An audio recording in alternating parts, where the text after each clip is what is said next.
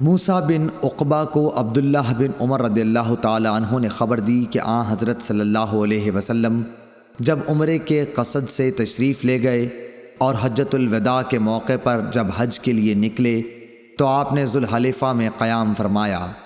ذوالحلیفہ کی مسجد کے قریب آپ ایک ببول کے درخت کے نیچے اترے، اور جب آپ کسی جہاد سے واپس ہوتے اور راستہ ذوالحلیفہ سے ہو کر گزرتا یا حج یا عمرے سے واپسی ہوتی تو آپ وادی عتیق کے نشیبی علاقے میں اترتے۔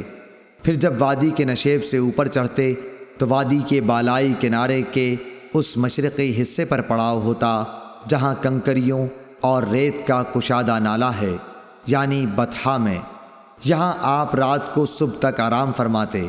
یہ مقام اس مسجد کے قریب نہیں ہے جو پتھروں کی بنی ہے۔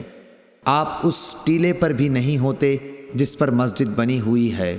وہاں ایک گہرا نالہ تھا۔ عبداللہ بن عمر رضی اللہ تعالی عنہ وہی نماز پڑھتے۔ اس کے نشیب میں ریت کے ٹیلے تھے اور رسول اللہ صلی اللہ علیہ وسلم وہاں نماز پڑھا کرتے تھے۔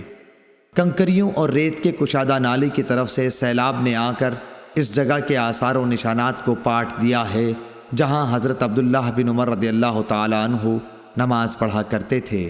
صحیح بخاری حدیث نمبر 484۔